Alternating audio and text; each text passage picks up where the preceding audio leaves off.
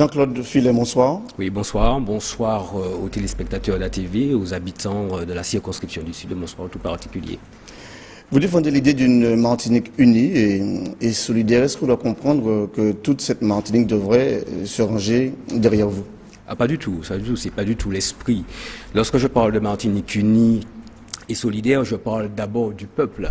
Il est important, quel que soit le pays dans lequel on vit, que les hommes qui y vivent soient unis pour tirer vers une même idée, pour se battre par rapport à une notion qui est fondamentale, qui est la notion du vivre ensemble dans ce pays. Et c'est l'essence, la base même de la solidarité.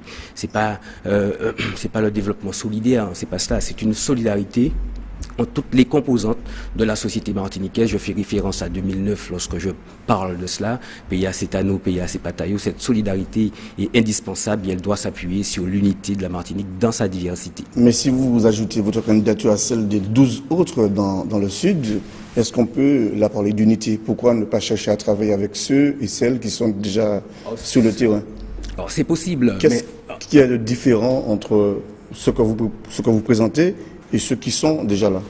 Alors là-dessus, je renvoie à la philosophie politique du mouvement du peuple pour la responsabilité que j'ai l'honneur de diriger, qu'une philosophie politique qui est différente. Et lorsqu'on regarde les candidatures qui sont dans le sud de la Martinique notamment, il y a des groupes de candidats qui très souvent sont du même mouvement politique. Je ne vais pas donner de nom parce que ce sera très long. Quelquefois, on en a 4 qui sont du même mouvement et 3 qui sont du même mouvement. Donc, ce sont des groupes. Par conséquent, si on respectait les mouvements politiques, je pense que dans le Sud, on ne dépasserait pas les 6 candidats. Tout le monde doit se ranger derrière vous, en fait. C'est vous qui avez... Pas du tout. La liberté de se présenter, c'est à la base également de la démocratie. Tout individu est libre, même si ces personnes font partie de même mouvement politique, à l'intérieur de même mouvement, les gens peuvent se présenter à une élection. Moi, je me présente au nom du mouvement du peuple pour la responsabilité, donc c'est un candidat et une candidature qui est claire, qui est différente des autres. Mais justement, différent en quoi? À quel niveau? On essaie de comprendre la différence. La différence est fondamentale par rapport aux idées qui existent déjà, c'est cela.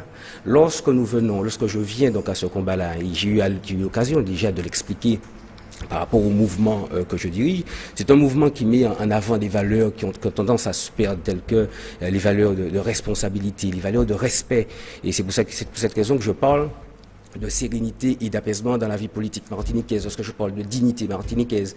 Et une notion qui est fondamentale, je dis que le mouvement du peuple pour la responsabilité ne défend pas l'indépendance, ne défend pas non plus l'autonomination. Ce sont des notions qui sont différentes par rapport à ceux qui existent aujourd'hui à gauche, et des notions qui sont différentes par rapport à ceux qui existent à droite. Parce qu'on est dans une société qui a beaucoup évolué aujourd'hui. Par conséquent, on doit avoir une vision de cette société, une société de responsabilité, c'est important, d'où le nom du mouvement, avec des notions qui sont différentes. Parce que dans le monde dans lequel nous vivons aujourd'hui, chercher un pays indépendant... Votre mouvement est le seul qui apaise? Non, pas du tout. Je ne dis pas que le mouvement est le seul qui apaise. La sérénité et l'apaisement de la vie politique, c'est un souhait. Et par rapport à ce souhait-là, moi, j'apporte des éléments. On doit pouvoir, compter sur les hommes politiques, de par leur comportement, leur manière d'être, leur état d'esprit. Ça, c'est une première chose. Mais je vais au-delà parce que je ne suis pas angélique. Je vais au-delà. Et c'est pour cette raison que je défends... Vous voulez faire rêver? On doit pouvoir faire rêver les gens. Mais sur la sérénité et l'apaisement, j'accompagne cette notion de sérénité et d'apaisement par un élément fondamental, c'est le non-cumul des mandats et la limitation à 2 mandats consécutifs. Est-ce que les électeurs que vous rencontrez vous parlent de sérénité ou d'apaisement ou de travail ou de logement, par exemple? Les électeurs que je rencontre me parlent de sérénité et d'apaisement, tout simplement parce qu'ils me disent, Monsieur Filin, on a assez avec les combats de coq, on a suffisamment avec les combats de personnes. On a assez avec les cancans. Nous souhaitons que les gens réfléchissent, discutent sur des idées, donc avoir un combat d'idées, afin de pouvoir répondre à ce que vous dites. Les problèmes de logement, les problématiques qui concernent les Martiniquais, les problèmes de prix, les problèmes de logement, le problème de déplacement des personnes sur un territoire. Qu'est-ce que vous me proposez? Qu'est-ce que vous proposez par rapport à tout ça? Par rapport à tout cela? Eh bien, lorsqu'on parle de sérénité, d'apaisement, et on parle de mandats qu'on doit limiter en mandats consécutifs, et des mandats qu'on doit, par rapport au non-cumul des mandats, eh bien, à ce moment-là, les réflexions sont nettement facilitées par rapport à ce fonctionnement-là. Une seule personne ne veut pas avoir raison. Parce qu'on va travailler dans le concret, par exemple, l'octroi de mer. Vous dites que vous êtes pour la suppression de l'octroi de mer. Qu'est-ce que vous proposez? Alors, moi, je suis pour la suppression de l'octroi de mer. Alors, je suis tout à fait conscient de l'action, de l'importance de l'octroi de mer pour le fonctionnement des collectivités locales. Et la réflexion qui a été menée, c'est par rapport au prix. On parle souvent de vie chère, mais bon, ça fait des années qu'on parle de vie chère, on n'apporte pas de solution. Et l'octroi de mer est une taxe particulière qu'on applique dans les départements d'outre-mer, certains départements, pas tous d'ailleurs, dans les départements d'outre-mer, en tous les cas à la Martinique, et qui pèse sur le budget des ménages. Et c'est une préoccupation également pour les ménages. Donc vous voulez supprimer, vous remplacez par quoi? Et lorsqu'on est en République, et on dit que la République, elle est une et indivisible, avec les notions d'égalité, de fraternité, de liberté, la notion d'égalité est extrêmement importante. Et c'est la République dans sa globalité, dans son entité globale. Qu'est-ce que vous proposez?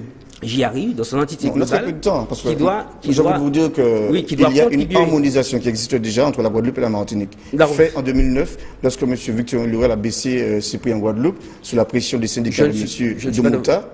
Je ne suis pas de votre avis. Je ne suis pas de votre avis. Alors, et les Martiniquais ne sont pas de cet avis-là. Donc ce que je dis, c'est une suppression et le remplacement de cette taxe qui pèse sur les Martiniquais par une dotation de compensation, qui doit être au sein de la République pour pouvoir permettre le fonctionnement des collectivités locales. Merci. Voilà. Bonne soirée. Merci.